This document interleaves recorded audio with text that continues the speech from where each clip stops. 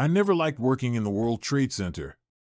I always said working there was like having a target on your back, and when a plane went into the floors of Marsh and McLennan, I was proved right. I was going into work late on the morning of September 11th, waiting for my mother-in-law to take my son. Turning on the television, I saw a gaping hole in the floors where I worked. I knew my friends were trapped inside a burning building with no way out. Soon after the tower was hit, I got a page from my coworker Greg.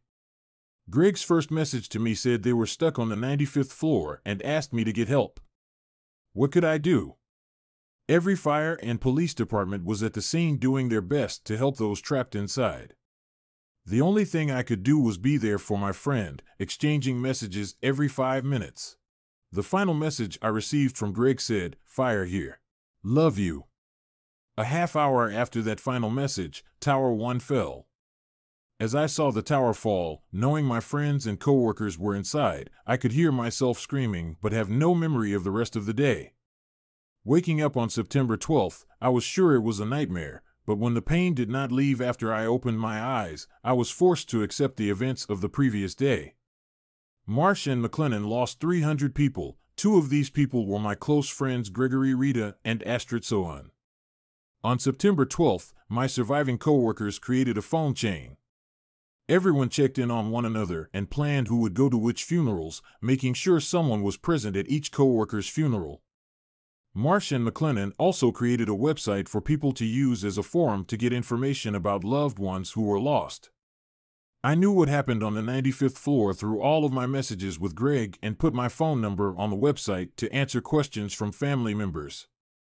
I received hundreds of phone calls, each forcing me to recount that agonizing day.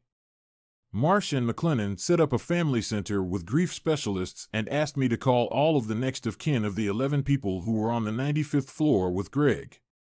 I had to listen to widows and children cry and scream as I recounted their loved ones' last hour. Since September 11th, my world has been falling apart. I developed a seizure disorder as a result of the stress and the lack of sleep I suffered from following September 11th. These seizures resulted in me leaving work and being out on disability for months. The guilt I had for not helping Greg was so strong I began to plan my suicide in late 2002. The thought of my son growing up fatherless just like Greg's son brought me back from the edge. My marriage was also not able to survive the trauma I suffered after September 11th, and after I lost my job in 2005, I moved back in with my mother. The events of September 11th haunt me every day, the thought that it should have been me never far from my mind. I want to ensure that the memories of my friends are never forgotten even as time makes it easy to wash away.